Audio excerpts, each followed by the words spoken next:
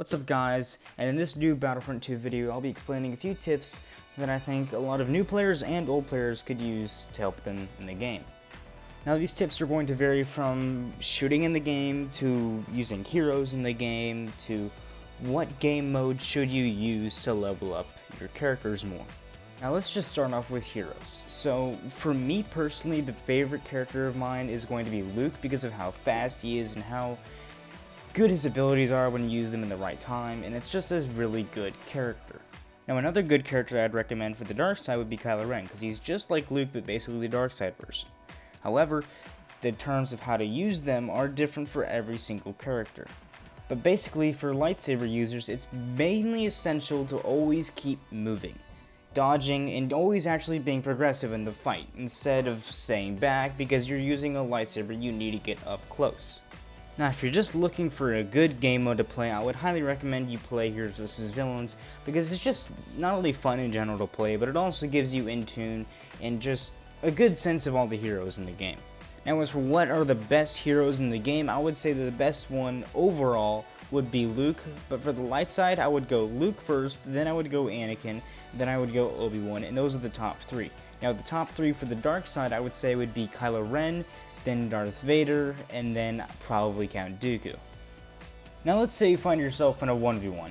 It is almost vital that you use your abilities sparingly and usefully, because if you don't and then you run out of all your abilities, you're basically screwed.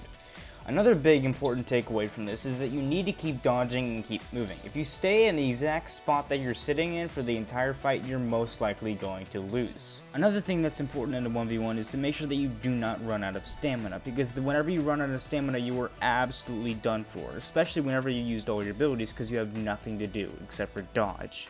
And at that point, the other player can literally dominate you. And what I mean by stamina is whenever you swing your lightsaber, that is your stamina point. Now if you use your lightsaber too much while the person is blocking and they aren't doing any damage, then that's when you know you need to stop. Because otherwise, if you run out of stamina and the person is done blocking, they can attack and you can't. Now let's say you wanted to play as a blaster hero. Basically what you can do to make sure that you're safe and not gonna literally die every 2 seconds is to stay away from the main fight.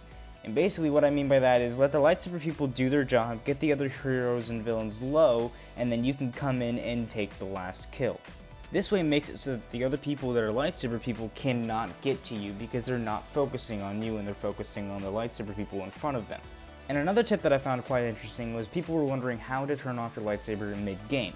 And basically if you play on PS4, it would be the square button, and you could press it once, you don't have to hold it down, and it can just turn on and off. And for Xbox, it would be the X button, and for PC, it would be the 2 button.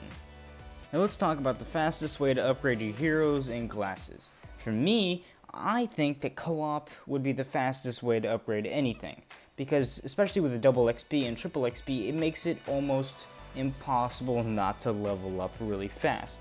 And basically what it is just a team of 4 people, including you, against a whole team of AI. And it's a really good setup way to fight against the game, and it's really cool.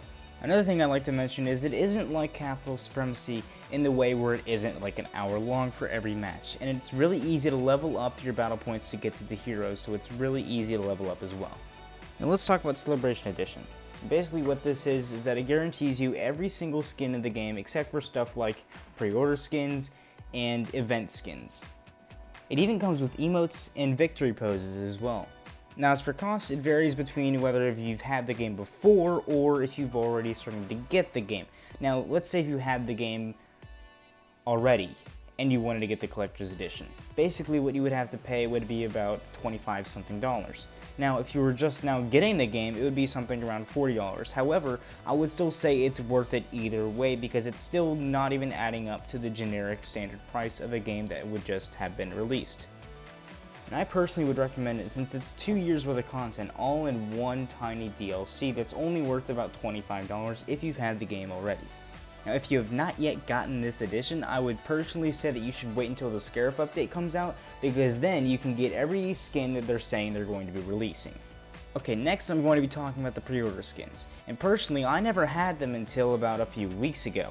And basically what I did was I literally got onto eBay and I looked them up, and there were their codes right there for only $10. Now before buying, I would advise you to make sure that the account is legitimate and that you will not get scammed, and make sure that they have 100% feedback, or at least 99%. If you're going to be playing as an assault class, heavy class, whatever, just to make sure that you actually are able to win in a game and get a lot of kills, I would advise you to always keep moving as well, just like you were if you were a hero. Now basically what I mean by this is you're going to have to keep on rolling, keep on moving ahead, always keep on aiming for the head as well, because then you can get a lot more kills a lot faster because you can do a lot more damage. Thank you all so much for watching, and hopefully these tips have helped you of your knowledge of Battlefront 2. And if I missed anything, go ahead and comment down below what they are. Don't forget to like and subscribe, and I'll see you guys in the next Battlefront 2 video.